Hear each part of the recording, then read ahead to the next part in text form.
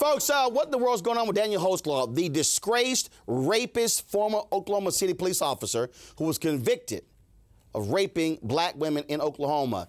Now the problem is no one seems to want to admit where he is. His name, his photo, his location in the prison system totally removed from the prison database. That took place, of course, after he was convicted last month for 18 charges of rape and sexual battery. He was sentenced to 263 years in prison. Joining us right now is attorney Demario Solomon Simmons, who represents several of Holtzclaw's victims in a civil suit. He joins us from Tulsa, Oklahoma via Skype. Demario, what I don't understand is this is a prison system still trying to protect a rapist cop, former cop. Exactly, Roland. Good morning. Thank you for having me on the show this morning. Absolutely. I mean, obviously, for obvious reasons, a police officer is going to be in some type of protective custody. But there is no justification that we've heard so far of why his information is completely erased from the Department of Corrections website. And our clients are feeling anxious, and they just want to know for a fact that he's behind bars and he can never attack them again. And what reason are they giving why they can't seem to note where he's located?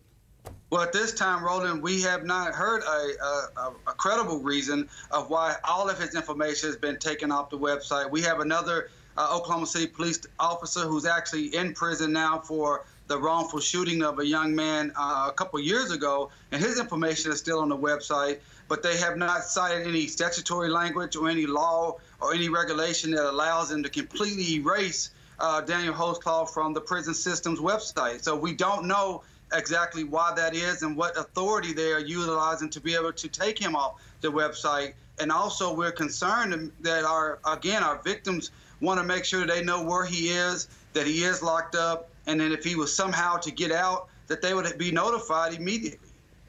So they haven't notified any of the victims, and they continue to insist that, well, it's for his safety. He is a rapist. Yeah, I understand. And I don't know if they notify our clients. I can say for sure were not notified. I don't know about the other women that may not be represented by us. And for his safety, again, we understand, Roland. Everybody understands he's a police officer, and being in prison would be a terrible place for him to be, and people know where he is. But that is a separate issue versus being his public information, his mugshot, and that information on the website. It appears that once again, Daniel Holtzclaw is getting special treatment as he received throughout this entire time that he was under investigation, left out on the street when the Oklahoma City Police Department had credible complaints about his activities, his sexual assaults that he was having, and even throughout the trial, it seemed that he received special treatment that was not afforded to other individuals who are accused of such heinous crimes. All right, Demario, we surely appreciate it, man. Thank you so very much for joining us. All right, thank you. All right, folks, I want to go to our headline. The senseless death of an Austin, Texas teenager sparks an investigation by the Austin chapter of the NAACP. Early Monday morning, officers responded to a call about a naked male acting erratically and aggressively in the neighborhood. The officer claims at one point the teen lunged at him, causing him to shoot the teen multiple times. Now the president of the NAACP in Austin is questioning whether or not the shooting was legal. Neighbors also want to know why a taser was not used. Authorities are reviewing dash cam video of the shooting, but have not released it to the public. The officer has been with the department for more than 10 years and is currently on administrative leave.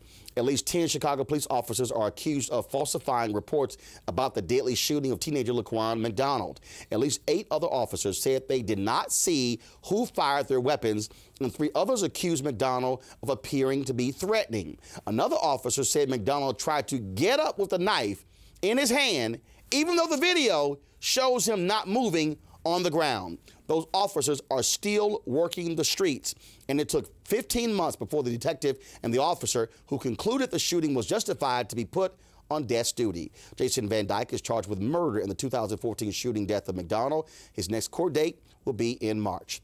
Jay-Z's global music streaming service Tidal, in association with Roc Nation, is giving $1.5 million to the Black Lives Matter movement and other social justice groups. The money will be administered through the New World Foundation, which funds several civil rights groups and social movements. The funds were raised during a concert held by Tidal last year. The company also plans to give donations to the families of Trayvon Martin and Michael Brown. Coming up, folks, we'll talk about, of course, Chicago-based Black Youth Project 100, about their black agenda, and also Rudy Giuliani. What's going on here? He's complaining about Beyonce.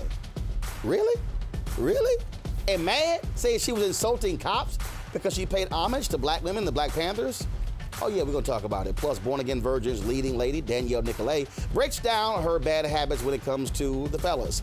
Also, we have more from the NAACP Image Awards, so you don't wanna miss any of that right here on News One Now on TV One.